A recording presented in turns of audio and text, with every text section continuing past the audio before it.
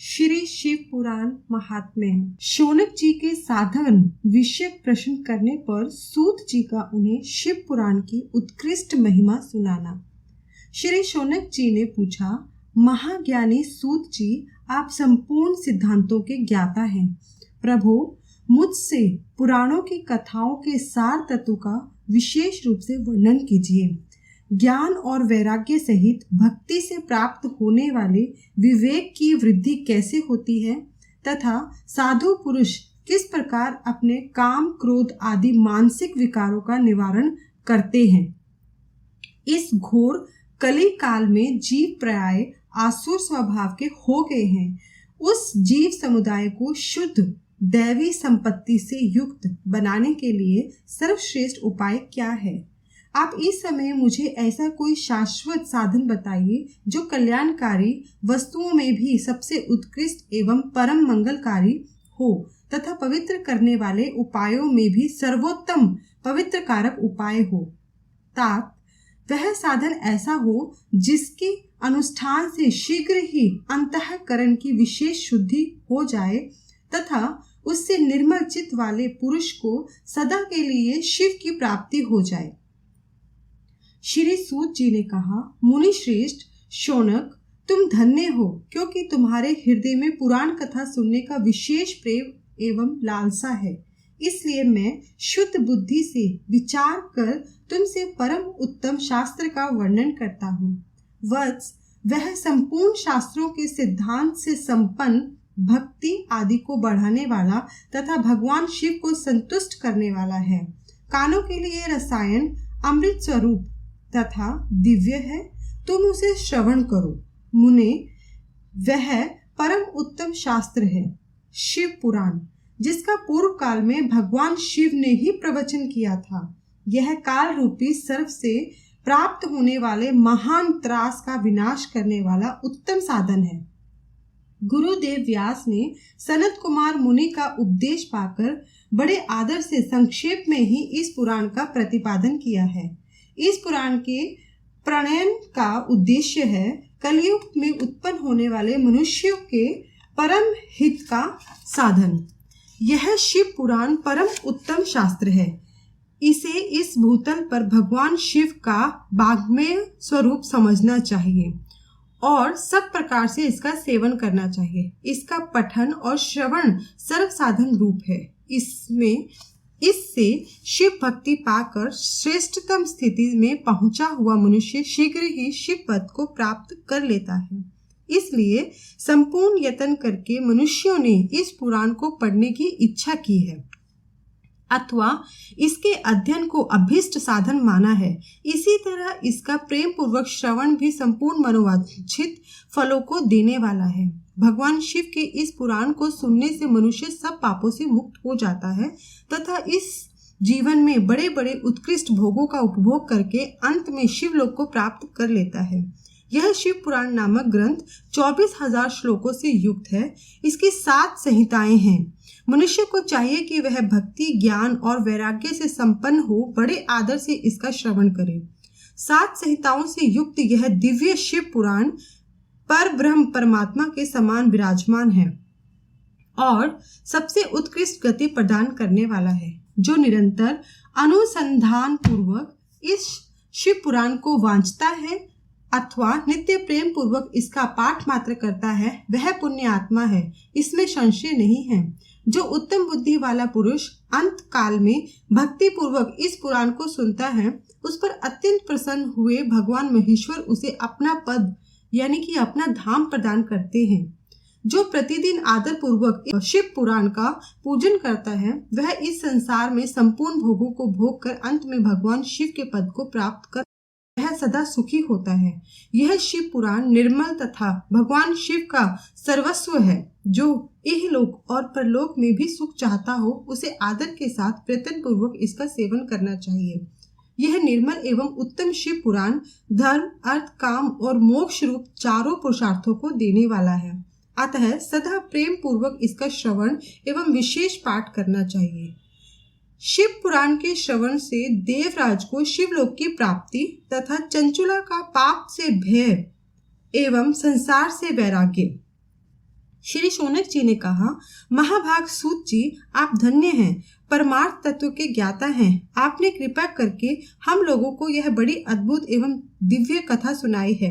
भूतल पर इस कथा के समान कल्याण का सर्वश्रेष्ठ साधन दूसरा कोई नहीं है। यह बात हमने आज आपकी कृपा से निश्चय पूर्वक समझ ली। सूत जी, कलयुग में इस कथा के द्वारा कौन कौन से पापी शुद्ध होते हैं, उन्हें कृपा पूर्वक बताइए और इस जगत को कृतार्थ कीजिए। सूत जी बोले, मुने, जो मनुष्य पापी, दुराचारी, खल तथा काम क्रोध आदि में निरंतर डूबे रहने वाले हैं, वे भी इस पुराण के श्रवण पठन से अवश्य ही शुद्ध हो जाते हैं। इसी विषय में जानकर मुनि इस प्राचीन इतिहास का उदाहरण दिया करते हैं, जिसके श्रवण मात्र से पापों का पूर्णतः नाश हो जाता है। पहले की बात है, कहीं किरातों के नगर में एक ब्राह्मण रहता था, जो ज्ञान में अत्यंत दुर्बल, दरिद्र, रस बेचने वाला तथा वैदिक धर्म से विमुख था। वह स्नान, संध्या आदि कर्मों से भ्रष्ट हो गया था और वैश्यवृत्ति में तत्पर रहता था। उसका नाम था देवराज। वह अपने ऊपर विश्वास करने वाले लोगों को ठगा करता था। उसने ब्राह्मणों, क्षत्रियों, वैश्यों, शूद्रों तथा दूसरों को भी अपने अनेक बहानों से मारकर वैश्यागामी तथा सब प्रकार से आचार भ्रष्ट था। एक दिन घूमता घामता वह दैव योग से प्रतिष्ठानपुर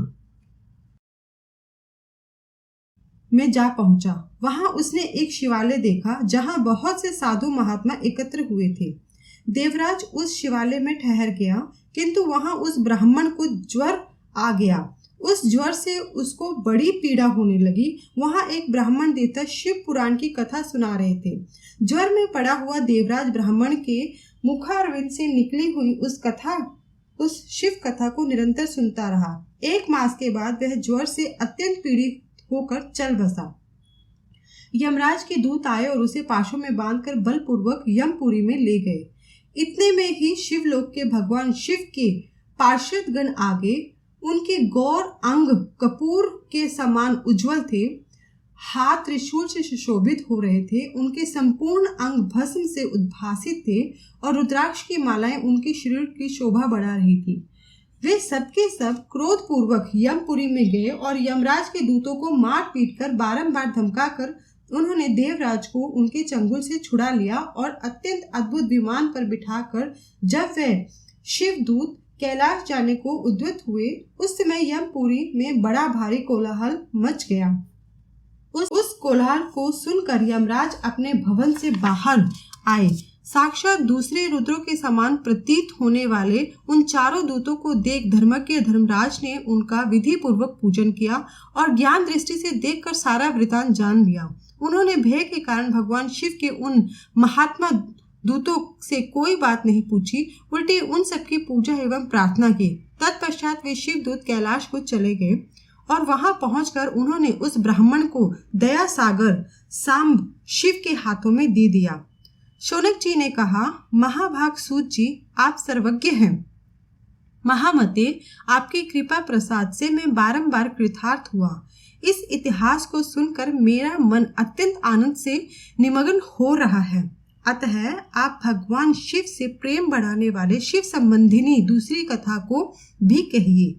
श्री सूत जी बोले, शौनक सुनो, मैं तुम्हारे सामने गोपनीय कथा वस्तु का भी वर्णन करूंगा, क्योंकि तुम शिव भक्तों में अग्रगण्य तथा वेद वेताओं में श्रेष्ठ हो। समुद्र के निकटवर्ती प्रदेश में एक वाशकल नामक ग्राम है, जहां वैदिक धर्म से विमुख महापापी द्विज निवास करते हैं। वे सब के सब बड़े दुष्ट हैं। उनका मन दूषित विषय भोगों में ही लगा रहता है। वे न देवताओं पर विश्वास करते हैं, न भाग्य पर। वे सभी कुटिल वृत्ति वाले हैं, किसानी करते और भांति भांति के घातक अस्त्र शस्त्र रखते हैं। वे व्यभिचारी और खल हैं। ज्ञान, वैराग्य तथा सद्धर्म का सेवन ही मनुष्य के लिए परम पुरुषार्थ है, इस बात को वे बिल्कुल नहीं जानते हैं। वे सभी पशु बुद्धि वाले हैं। जहाँ के द्विज ऐसे हों, वहाँ के अन्य वर्णों के विषय में क्या कहा जाए। अन्य वर्णों के लोग भी उन्हीं की ही भांति कुत्सित विचार रखने वाले, स्वधर्म विमुख एवं खल हैं। वे सदा कुकर्म में लगे रहते और नित्य विषय भोगों में ही डूबे रहते हैं। वहाँ की सब स्त्रियां भी कुटिल स्वभाव की, स्वेच्छाचारिणी, पापासक्त, कुत्सित विचार वाली और व्यभिचारिणी हैं। वे सद्व्यवहार और सदाचार से सर्वथा शून्य हैं। इस प्रकार वहाँ दुष्टों का ही निवास है। उस वाशकर नामक गांव में किसी समय एक बिंदुक नामधारी ब्राह्मण था। वह बड़ा अधम था, दुरात्मा और महापापी था। यद्यपि उसकी स्त्री बड़ी सुंदरी थी तो भी वह कुमार्ग पर ही चलता था। उसकी पत्नी का नाम चंचुला था। वह सदा उत्तम धर्म के पालन में लगी रहती थी, तो भी उसे छोड़कर वह दुष्ट ब्राह्मण वैश्यागामी हो गया था। इस तरह कुकर्म में लगे हुए उस बिंदु के बहुत वर्ष व्यतीत हो गए। उसकी स्त्री चंचुला काम में पीड़ित होने पर भी स्वधर्म नाश के भय से क्लेश सहकर भी दीर्घ काल तक धर्म से भ्रष्ट नहीं हुई, परंतु दुराचारी पति के आचरण से प्रभावित हो आगे चलकर वह स्त्री भी दुराचारिणी हो गई। इस तरह दुराचार में डूबे हुए उन मूढ़ चित्त वाले पति पत्नी का बहुत सा समय व्यर्थ बीत गया। तदनंतर शूद्र जाति वैश्य का पति बना हुआ वह दूषित बुद्धि वाला दुष्ट ब्राह्मण बिंदुक समयानुसार मृत्यु को प्राप्त हो नरक में जा पड़ा। बहुत दिनों तक नरक में दुख भोगकर वह मूढ़ बुद्धि पापी विंध्य पर्वत पर भयंकर पिशाच हुआ। इधर उस दुराचारी पति बिंदुक के मर जाने पर मूढ़ हृदया चंचुला बहुत समय तक पुत्रों के साथ अपने घर में ही रही। एक दिन दैव योग से किसी पुण्य पर्व के आने पर वह स्त्री भाई बंधुओं के साथ गोकर्ण क्षेत्र में गई। तीर्थ यात्रियों के संग से उसने भी उस समय जाकर किसी तीर्थ के जल में स्नान किया। फिर वह साधारणतया मेला देखने की दृष्टि से बंधुजनों के साथ यत्र तत्र घूमने लगी। घूमती घामती किसी देव मंदिर में गई और वहां उसने एक दैवज्ञ ब्राह्मण के मुख से भगवान शिव की परम पवित्र एवं मंगलकारिणी उत्तम पौराणिक कथा सुनी। कथावाचक ब्राह्मण कह रहे थे कि जो स्त्रियां पर पुरुषों के साथ व्यभिचार जाती हैं, तब यमराज के दूत उनकी योनि में तपे हुए लोहे के परीख डालते हैं। पौराणिक ब्राह्मण के मुख से यह वैराग्य बढ़ाने वाली कथा सुनकर चंचुला भय से व्याकुल हो वहां कांपने लगी। जब कथा समाप्त हुई और सुनने वाले सब लोग वहां से बाहर चले गए, तब वह भयभीत नारी एकांत में शिव पुराण की कथा बांचने वाले उस ब्राह्मण देवता से बोली। चंचुला ने कहा, ब्राह्मण, मैं अपने धर्म को नहीं जानती थी, इसलिए मेरे द्वारा बड़ा दुराचार हुआ है। स्वामिन, मेरे ऊपर अनुपम कृपा करके आप मेरा उद्धार कीजिए। आज आपके वैराग्य रस से ओतप्रोत इस प्रवचन को सुनकर मुझे बड़ा भय लग रहा है। मैं कांप उठी हूँ और मुझे इस संसार से वैराग्य हो रहा है। मुझ मूढ़ चित्त वाली पापिनी को धिक्कार है। मैं सर्वथा निंदा के योग्य हूँ, कुत्सित विषयों में फंसी हुई हूँ और अपने धर्म से विमुख हो गई हूँ। हाय, न जाने किस किस घोर कष्टदायक दुर्गति में मुझे पड़ना पड़ेगा और वहाँ कौन बुद्धिमान पुरुष कुमार्ग में मन लगाने वाली मुझ पापिनी का साथ देगा।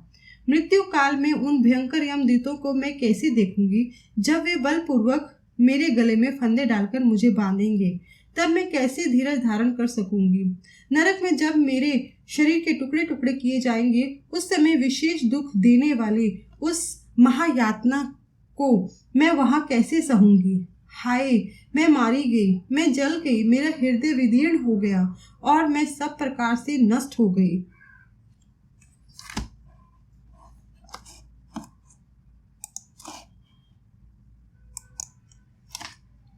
क्योंकि मैं हर तरह से पाप में डूबी रही हूँ। ब्राह्मण, आप ही मेरे गुरु, आप ही माता, आप ही पिता हैं। आपकी शरण में आई हूँ। मुझ दीन अबला का आप ही उद्धार कीजिए, उद्धार कीजिए। सूत जी कहते हैं, शौनक, इस प्रकार खेद और वैराग्य से युक्त हुई चंचला ब्राह्मण देवता के दोनों चरणों में गिर पड़ी। तब उन बुद्धिमान ब्राह्मण ने कृपा पूर्वक उसे उठाया और इस प्रकार कहा। ब्राह्मण बोले, नारी, सौभाग्य की बात है कि भगवान शंकर की कृपा से शिव पुराण की इस वैराग्य युक्त कथा को सुनकर तुम्हें समय पर चेत हो गया। ब्राह्मण पत्नी, तुम डरो मत। भगवान शिव की शरण में जाओ। शिव की कृपा से सारा पाप तत्काल नष्ट हो जाता है। मैं तुमसे भगवान शिव की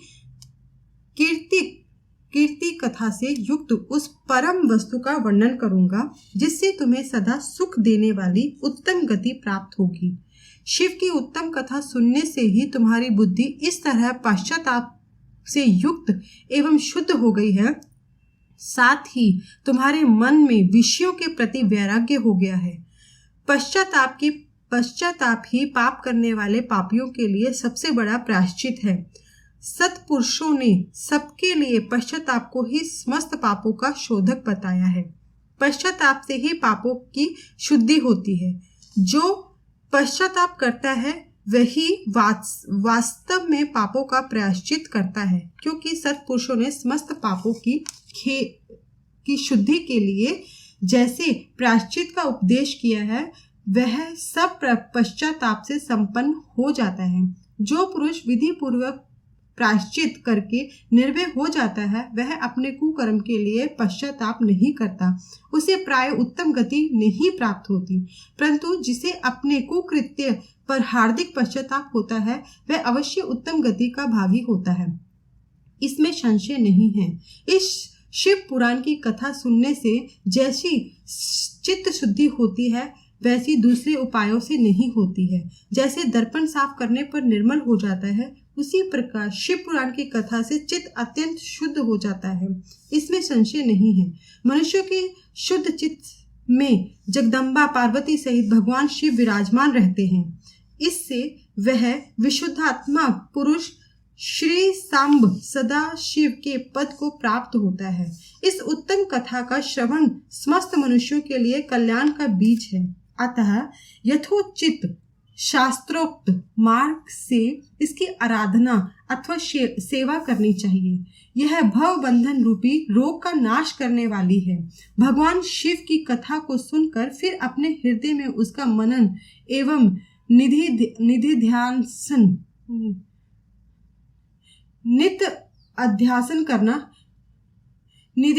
करना चाहिए। इससे पूर्णतः चित्त शुद्धि हो जाती है। चित्त शुद्धि होने से महेश्वर की भक्ति अपने दोनों पुत्रों ज्ञान और वैराग्य के साथ निश्चय ही प्रकट होती है।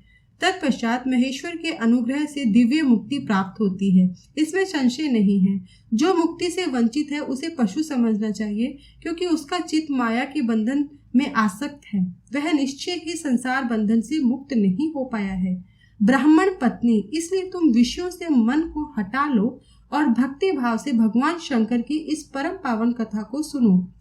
परमात्मा शंकर की इस कथा को सुनने से तुम्हारे चित्त की शुद्धि होगी और इससे तुम्हें मोक्ष की प्राप्ति होगी। जो निर्मल चित्त से भगवान शिव के चरणारविंदों का चिंतन करता है उसकी एक ही जन्म में मुक्ति हो जाती है। यह मैं तुमसे सत्य कहता हूँ। सूत जी कहते हैं, शौनक, इतना कहकर वे श्रेष्ठ शिव भक्त ब्राह्मण चुप हो गए। उनका हृदय करुणा से आर्द्र हो गया था। वे शुद्ध चित्त महात्मा भगवान शिव के ध्यान में मगन हो गए। तदंतर बिंदु की पत्नी चंचला मन ही मन प्रसन्न हो उठी। ब्राह्मण का उक्त उपदेश सुनकर उसके नेत्रों में आनंद के आंसू छलक आए थे। वह ब्राह्मण पत्नी चंचला हर्ष भरे हृदय से उन श्रेष्ठ ब्राह्मण के दोनों चरणों में गिर पड़ी और हाथ जोड़कर बोली, मैं कृतार्थ हो गई। तत्पश्चात उठकर वैराग्य युक्त उत्तम बुद्धि वाली वह स्त्री, जो अपने पापों के कारण आतंकित थी, उन महान शिव भक्त ब्राह्मण के से हाथ जोड़कर गदगद वाणी में बोली। चंचला ने कहा, ब्राह्मण, शिव भक्तों में श्रेष्ठ स्वामी, आप धन्य हैं, परमार्थदर्शी हैं और सदा परोपकार में लगे रहते हैं, इसलिए श्रेष्ठ साधु पुरुषों में प्रशंसा के योग्य हैं। साधु, मैं नरक के समुद्र में गिर रही हूँ, आप मेरा उद्धार कीजिए। पौराणिक अर्थ तत्व से संपन्न जिस सुंदर शिव पुराण की कथा को सुनकर मेरे मन में संपूर्ण विषयों से वैराग्य उत्पन्न हो गया, उसी इस शिव पुराण को सुनने के लिए इस समय मेरे मन में बड़ी श्रद्धा हो रही है। सूत जी कहते हैं, ऐसा कहकर हाथ जोड़कर उनका अनुग्रह पाकर चंचला उस शिव पुराण की कथा को सुनने की इच्छा मन में लिए उन ब्राह्मण देवता की सेवा में तत्पर हो वहां रहने लगी। तदंतर शिव भक्तों में श्रेष्ठ और शुद्ध बुद्धि वाले उन ब्राह्मण देव ने उसी स्थान पर उस स्त्री को शिव पुराण की उत्तम कथा सुनाई। इस प्रकार उस गोकर्ण नामक महाक्षेत्र में उन्हीं श्रेष्ठ ब्राह्मण से उसने शिव पुराण की वह उत्तम कथा सुनी जो भक्ति, ज्ञान और वैराग्य को बढ़ाने वाली तथा मुक्ति देने वाली है। उस परम उत्तम कथा को सुनकर वह ब्राह्मण पत्नी अत्यंत कृतार्थ हो गई। उसका चित्त शीघ्र ही शुद्ध हो गया। फिर भगवान शिव के अनुग्रह से उसके हृदय में शिव के सगुण रूप का चिंतन होने लगा। इस प्रकार उसने भगवान शिव में लगी रहने वाली उत्तम बुद्धि पाकर शिव के सच्चिदानंदमय स्वरूप का बारंबार चिंतन आरंभ किया। तत्पश्चात समय के पूरे होने पर भक्ति, ज्ञान और वैराग्य से युक्त हुई चंचला ने अपने शरीर को बिना किसी कष्ट के त्याग दिया। इतने में ही त्रिपुर शत्रु भगवान शिव का भेजा हुआ एक दिव्य विमान द्रुत गति से वहां पहुंचा, जो उनके अपने गणों से संयुक्त और भांति भांति की शोभा साधनों से संपन्न था। चंचला उस विमान पर आरूढ़ हुई और भगवान शिव के श्रेष्ठ पार्षदों ने उन्हें तत्काल शिवपुरी में पहुंचा दिया। उसके सारे मल धुल गए थे। वह दिव्य रूप धारणी दिव्यांगना हो गई थी। उसके दिव्य अवयव उसकी शोभा बढ़ाते थे। मस्तक पर अर्धचंद्र का मुकुट धारण किए वह गौरांगी देवी शोभाशाली दिव्य आभूषणों से विभूषित थी। शिवपुरी में पहुंचकर उसने सनातन देवता त्रिनेत्रधारी महादेव जी को देखा। सभी मुख्य मुख्य देवता उनकी सेवा में खड़े थे। गणेश, भृंगी, नंदीश्वर और वीरभद्रेश्वर आदि उनकी सेवा में उत्तम भक्ति भाव से उपस्थित थे। उनकी अंग कांति करोड़ों सूर्य के समान प्रकाशित हो रही थी। कंठ में नील चिन्ह शोभा पाता था। 5 मुख और प्रत्येक मुख में 3-3 नेत्र थे। मस्तक पर अर्ध चंद्राकार मुकुट शोभा देता था। उन्होंने अपने वामांग भाग में गौरी देवी को बिठा रखा था, जो विद्युत पुंज के समान प्रकाशित थी। गौरीपति महादेव जी की कांति कपूर के समान गौर थी। उनका सारा शरीर श्वेत भस्म से भासित था। शरीर पर श्वेत वस्त्र शोभा पा रहे थे। इस प्रकार परम उज्जवल भगवान शंकर का दर्शन करके वह ब्राह्मण पत्नी चंचला बहुत प्रसन्न हुई। अत्यंत प्रीति युक्त होकर उसने बड़ी उतावली के साथ भगवान को बारंबार प्रणाम किया। फिर हाथ जोड़कर वह बड़े प्रेम, आनंद और संतोष से युक्त हो विनीत भाव से खड़ी हो गई। उसके नेत्रों से आनंद अश्रुओं की अविरल धारा बहने लगी तथा संपूर्ण शरीर में रोमांच हो गया। उस समय भगवती पार्वती और भगवान शंकर ने उसे बड़ी करुणा के साथ अपने पास बुलाया और सौम्य दृष्टि से उसकी ओर देखा। पार्वती जी ने तो दिव्य रूप धारणी बिंदुक प्रिया चंचला को प्रेम पूर्वक अपनी सखी बना लिया। वह उस परमानंद घन ज्योति स्वरूप सनातन धाम में अविचल निवास पाकर दिव्य सौख्य से संपन्न हो अक्षय सुख का अनुभव करने लगी। सूत जी बोले, शौनक, एक दिन परमानंद में निमग्न हुई चंचला ने उमा देवी के पास जाकर प्रणाम किया और दोनों हाथ जोड़कर उनकी स्तुति करने लगी। चंचला बोली, गिरिराज नंदिनी स्कंद माता उमे, मनुष्यों ने सदा आपका सेवन किया है। समस्त सुखों को देने वाली शंभु प्रिय आप ब्रह्म स्वरूपिणी हैं। विष्णु और ब्रह्मा आदि देवताओं द्वारा सेव्य हैं। आप ही सगुणा और निर्गुणा हैं तथा आप ही सूक्ष्म सच्चिदानंद स्वरूपिणी आद्या प्रकृति हैं। आप ही संसार की सृष्टि, पालन और संहार करने वाली हैं। तीनों गुणों का आश्रय भी आप ही हैं। ब्रह्मा, विष्णु और महेश्वर इन तीनों देवताओं का आवास स्थान तथा उनकी उत्तम प्रतिष्ठा करने वाली पराशक्ति आप ही हैं। सूत जी कहते हैं, शौनक, जिसे सद्गति प्राप्त हो चुकी थी वह चंचला इस प्रकार महेश्वर पत्नी उमा की स्तुति करके सिर झुकाए चुप हो गई। उसके नेत्रों में प्रेम के आंसू उमड़ आए थे। तब करुणा से भरी हुई शंकर प्रिया भक्त वत्सला पार्वती देवी ने चंचला को संबोधित करते हुए बड़े प्रेम से इस प्रकार कहा। माता पार्वती बोली, सखी चंचले सुंदरी, मैं तुम्हारी की हुई इस स्तुति से बहुत प्रसन्न हूँ। बोलो, क्या वर मांगती हो? तुम्हारे लिए मुझे कुछ भी अदे नहीं है। चंचला बोली, निष्पाप गिरी राजकुमारी, मेरे पति बिंदु इस समय कहाँ हैं? उनकी कैसी गति हुई है यह मैं नहीं जानती। कल्याण में दीन वत्सले, मैं अपने उन पति देव से जिस प्रकार संयुक्त हो सकूं वैसा ही उपाय कीजिए। महेश्वरी महादेवी, मेरे पति एक शूद्र जाति वैश्य के प्रति आसक्त थे और पाप में डूबे रहते थे। उनकी मृत्यु मुझसे पहले हो गई थी, ना जाने वे किस गति को प्राप्त हुए। गिरिजा बोली, बेटी, तुम्हारा बिंदुक नाम पति बड़ा ही पापी था, उसका अंतःकरण बड़ा ही दूषित था। वैश्य का उपभोग करने वाला वह महामूढ़ मरने के बाद नरक में पड़ा अनगिनत वर्षों तक नरक में नाना प्रकार के दुख भोग कर वह पापात्मा अपने शेष पापों को भोगने के लिए विंध्य पर्वत पर पिशाच हुआ है। इस समय वह पिशाच अवस्था में ही है और नाना प्रकार के क्लेश उठा रहा है। वह दुष्ट वहीं वायु पीकर रहता है तथा सदा सब प्रकार के कष्ट सहता है। सूत जी कहते हैं, शौनक, गौरी देवी की यह बात सुनकर उत्तम व्रत का पालन करने वाली चंचला उस समय पति के महान दुख से दुखी हो गई।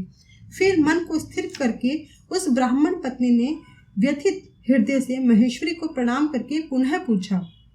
चंचला बोली, महेश्वरी महादेवी, मुझ पर कृपा कीजिए और दूषित कर्म करने वाले उस दुष्ट पति का अब उद्धार कर दीजिए। देवी, कुत्सित बुद्धि वाले मेरे उस पापात्मा पति को किस उपाय से उत्तम गति प्राप्त हो सकती है यह शीघ्र बताइए। आपको नमस्कार है। पार्वती जी ने कहा, तुम्हारा पति यदि शिव पुराण की पुण्यमयी उत्तम कथा सुने तो सारे दुर्गति को पार करके वह उत्तम गति का भागी हो सकता है। अमृत के समान मधुर अक्षरों से युक्त गौरी देवी का यह वचन आदर पूर्वक सुनकर चंचला ने हाथ जोड़कर मस्तक झुकाकर उन्हें बारंबार प्रणाम किया और अपने पति के समस्त पापों की शुद्धि तथा उत्तम गति की प्राप्ति के लिए पार्वती देवी से प्रार्थना की कि मेरे पति को शिव पुराण सुनाने की व्यवस्था होनी चाहिए। उस ब्राह्मण पत्नी के बारंबार प्रार्थना करने पर शिव प्रिया गौरी देवी को बड़ी दया आई। उन भक्त वत्सला महेश्वरी गिरिराज कुमारी ने भगवान शिव की उत्तम कीर्ति का गान करने वाले गंधर्व राज तुम्बुरु को बुलाकर उनसे प्रसन्न पूर्वक इस प्रकार कहा, तुम्बुरो, तुम्हारी भगवान शिव में प्रीति है। तुम मेरे मन की बातों को जानकर मेरे अभिष्ट कार्यों को सिद्ध करने वाले हो, इसलिए मैं तुमसे एक बात कहती हूँ, तुम्हारा कल्याण हो। तुम मेरी इस सखी के साथ शीघ्र ही विंध्य पर्वत पर जाओ। वहाँ एक महाघोर और भयंकर पिशाच रहता है। उसका वृत्तांत तुम आरंभ से ही सुनो। मैं तुमसे प्रसन्नता पूर्वक सब कुछ बताती हूँ। पूर्व जन्म में वह पिशाच बिंदुक नामक ब्राह्मण था, मेरी इस सखी चंचला का पति था, परंतु वह दुष्ट वैश्यगामी हो गया। स्नान, संध्या आदि नित्य कर्म छोड़कर अपवित्र रहने लगा। क्रोध के कारण उसकी बुद्धि पर मूढ़ता छा गई। वह कर्तव्य अकर्तव्य का विवेक नहीं कर पाता था। अभक्ष्य, भक्षण, सज्जनों से द्वेष और दूषित वस्तुओं का दान लेना यही उसका स्वाभाविक कार्य बन गया था। वह अस्त्र शस्त्र लेकर हिंसा करता, बाएं हाथ से खाता, दीनों को सताता और क्रूरता पूर्वक पराये घरों में आग लगा देता था। चंडालों से प्रेम करता और प्रतिदिन वैश्य के संपर्क में रहता था। बड़ा दुष्ट था। वह पापी अपनी पत्नी का परित्याग करके दुष्टों के संगम में आनंद मनाता था। वह मृत्यु पर्यंत दुराचार में ही फंसा रहा। फिर अंत काल आने पर उसकी मृत्यु हो गई। वह पापियों के भोग स्थान घोर यमपुर में गया। वहां बहुत से नरकों का उपभोग करके वह दुष्टात्मा जीव इस समय विंध्य पर्वत पर पिशाच बना हुआ है।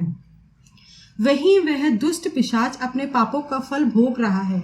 तुम उसके आगे यत्न पूर्वक शिव पुराण की उस दिव्य कथा का प्रवचन करो जो परम पुण्यमयी तथा समस्त पापों का नाश करने वाली है।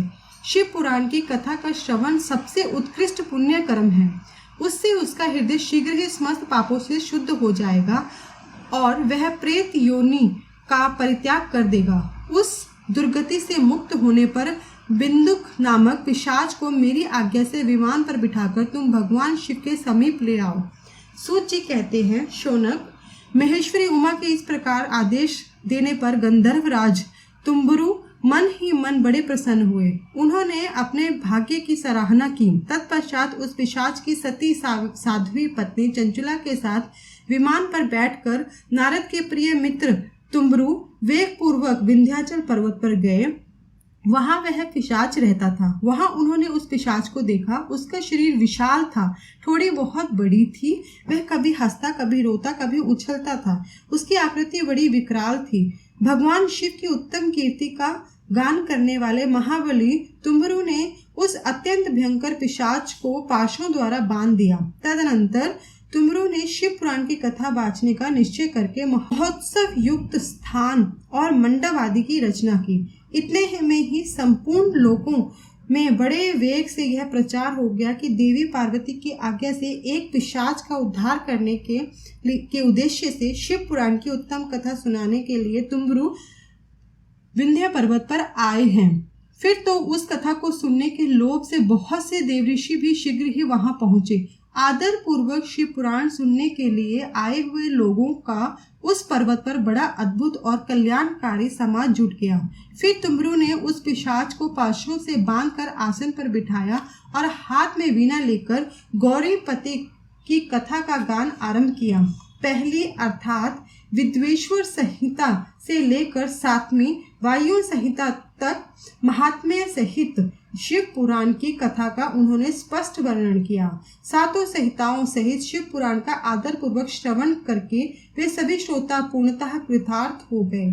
उस परम पुण्य में शिव पुराण को सुनकर उस पिशाच ने अपने सारे पापों को धोकर उस पैशाचिक शरीर को त्याग दिया। फिर तो शीघ्र ही उसका दिव्य स्वरूप सामने आ गया। अंग कांति गौर वर्ण की हो गई। शरीर पर श्वेत वस्त्र तथा सब प्रकार के पुरुषोचित आभूषण उसके अंगों को उद्भासित करने लगे। वह त्रिनेत्रधारी चंद्रशेखर रूप हो गया। इस प्रकार दिव्य देहधारी होकर श्रीमान बिंदु अपनी प्राण वल्लभा चंचुला के साथ स्वयं भी पार्वती वल्लभ भगवान शिव का गुणगान करने लगे। उसकी स्त्री को इस प्रकार दिव्य रूप में सुशोभित देख वे सभी देवऋषि बड़े विस्मित हुए। उनका चित्त परमानंद से परिपूर्ण हो गया। भगवान महेश्वर का वह अद्भुत चरित्र सुनकर वे सभी श्रोता परम कृतार्थ हो गए। प्रेम पूर्वक श्री शिव का यशोगान करते हुए अपने अपने धाम को चले गए। दिव्य रूप धारी श्रीमान बिंदुक की सुंदर विमान पर अपनी प्रियतमा के पास बैठकर सुखपूर्वक आकाश में स्थित हो बड़ी शोभा पाने लगा। तदनंतर महेश्वर के सुंदर एवं मनोहर गुणों का गान करता हुआ वह अपनी प्रियतमा तथा तुम्बरु के साथ शीघ्र ही शिव धाम में जा पहुंचा। वहां भगवान महेश्वर तथा पार्वती देवी ने प्रसन्नता पूर्वक बिंदुक का बड़ा सत्कार किया और उसे अपना पार्षद बना लिया। उसकी पत्नी चंचला पार्वती जी की सखी हो गई। उस घनीभूत ज्योति स्वरूप परमानंद में सनातन धाम में अविचल निवास पाकर वे दोनों दंपति परम सुखी हो गए। शिव पुराण के श्रवण की विधि और श्रोताओं के पालन करने योग्य नियमों का वर्णन हम अगले पाठ में करेंगे, तो उसे आप जरूर से जरूर सुनिएगा। बोलिए ओम नमः शिवाय। हर हर महादेव।